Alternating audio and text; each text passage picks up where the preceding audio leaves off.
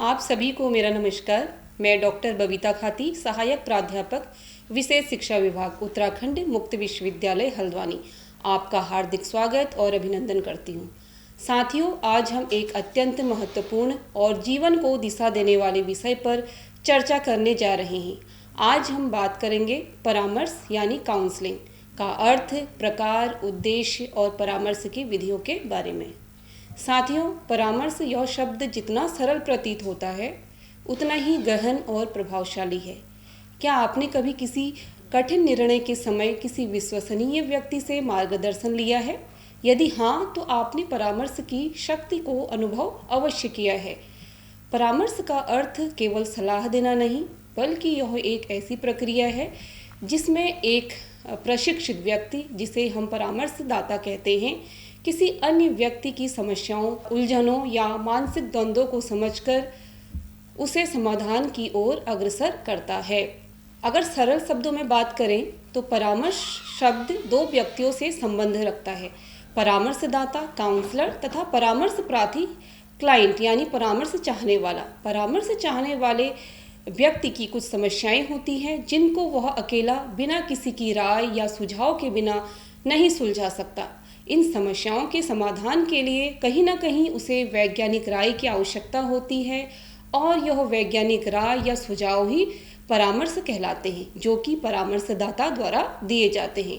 अन्य शब्दों में अगर बात करें तो परामर्शदाता परामर्श चाहने वाले व्यक्ति की समस्या या कठिनाई को समझने का प्रयास करता है तथा उससे विचारों का आदान प्रदान करके उसकी समस्या का समाधान करने में सहायता प्रदान करता है। इस प्रकार की सहायता ही परामर्श कहलाती है।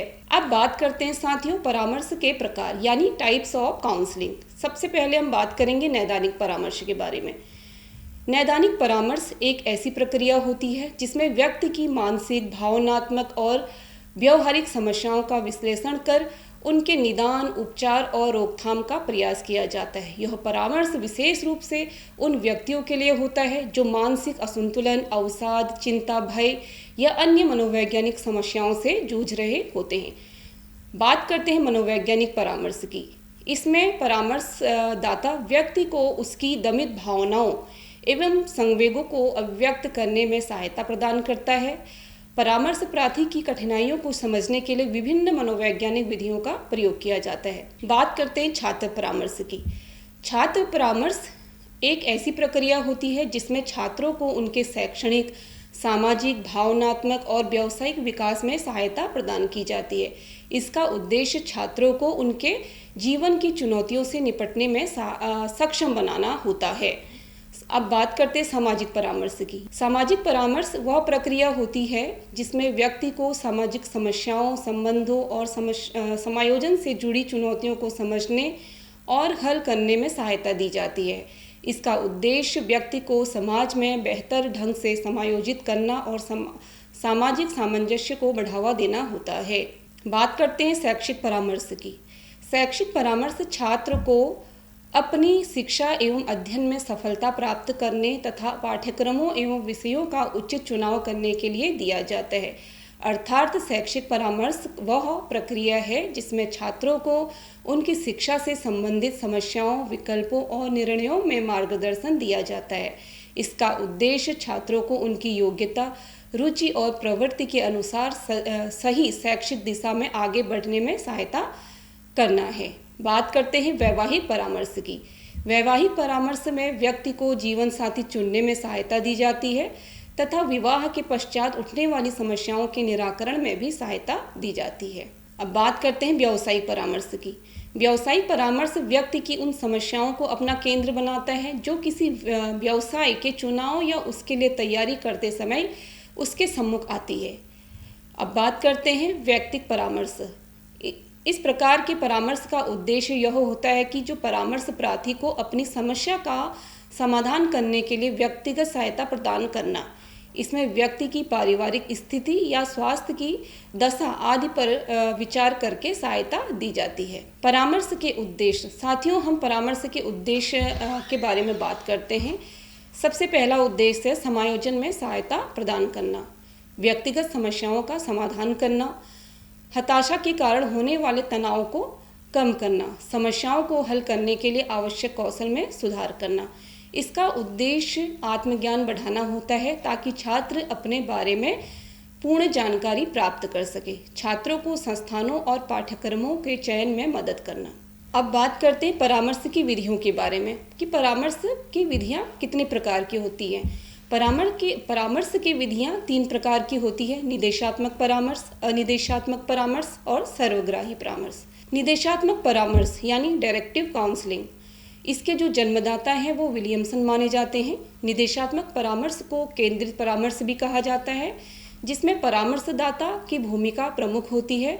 इस प्रकार के परामर्श में परामर्शदाता समस्या का विश्लेषण करता है, विभिन्न संभावनाओं पर विचार करता है और फिर उपयुक्त समाधान प्रस्तुत करता है। यह विधि समय की दृष्टि से प्रभावी मानी जाती है क्योंकि इसमें परामर्शदाता अधिक सक्रिय रहता है और निर्णय में उसकी अहम भूमिका होती है। इसमें परामर्श प्राप्तकर्ता को दिशा दी जाती है जिससे वह त्वरित या सटीक निर्णय ले सकता है। उदाहरण के लिए हम अगर बात करते हैं, जब कोई छात्र विषय चयन को लेकर असमंजस्य में होता है तब वह परामर्शदाता उसके अंक, रुचि और भविष्य की संभावनाओं को ध्यान में रखकर एक विशेष विषय चुनने में सलाह देता है।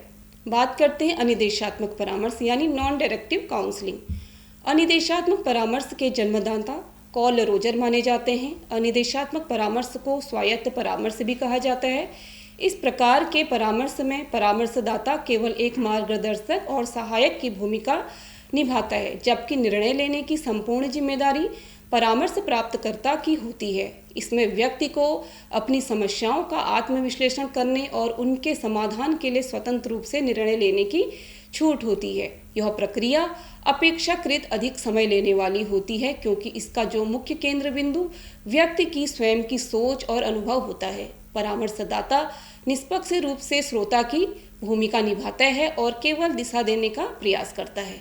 उदाहरण के तौर पर अगर बात करें, जब कोई छात्र अपनी समस्या को विस्तार से बताता है और परामर्शदाता केवल उसकी बात को ध्यान से सुनते हुए उसे इस प्रकार से प्रश्न करता है या प्रेरित करता है कि वह स्वयं अपनी समस्या का समाधान ढूंढ सके। बात करते हैं सर्वग्राही परामर्श की। सर्वग्राही परामर्श वह प्रक्रिया है जिसमें निदेशात्मक और अनिदेशात्मक दोनों प्रकार के परामर्श विधियों के उपयोग को सम्मिलित किया जाता है। इस पद्धति में परामर्शदाता परिस्थिति और व्यक्ति की मानसिक स्थिति के अनुसार लचीलापन अपनाता है। वह कभी सक्रिय होकर समाधान सुझाता है निदेशात्मक दृष्टिकोण के अनुसार, और वह कभी श्रोता बनकर व्यक्ति को आत्मविश्लेषण के लिए प्रेरित करता है यानी अनिदेशात्मक दृष्टिकोण के अनुसार। इसका मुख्य उद्देश्य समस्या के सर्वोत्तम समाधान तक पहुंचना होता है, चाहे वह किसी भी पद्धति के माध्यम से हो। उदाहरण के तौर पर अगर हम जब बात करें, जब कोई छात्र परीक्षा के तनाव से जूझ रहा होता है तो परामर्शदाता पहले उसके मनोवैज्ञानिक और भावनात्मक पक्ष को समझता है। यह अनिदेशात्मक रूप से वह उसे निर्देशित करता है और फिर उसे पढ़ाई की रणनीति, समय प्रबंध आदि से जुड़ी व्यावसायिक सलाह देता है, जो निदेशात्मक दृष्टिकोण के अनुसार परामर्श दिया जाता है। धन्यवाद।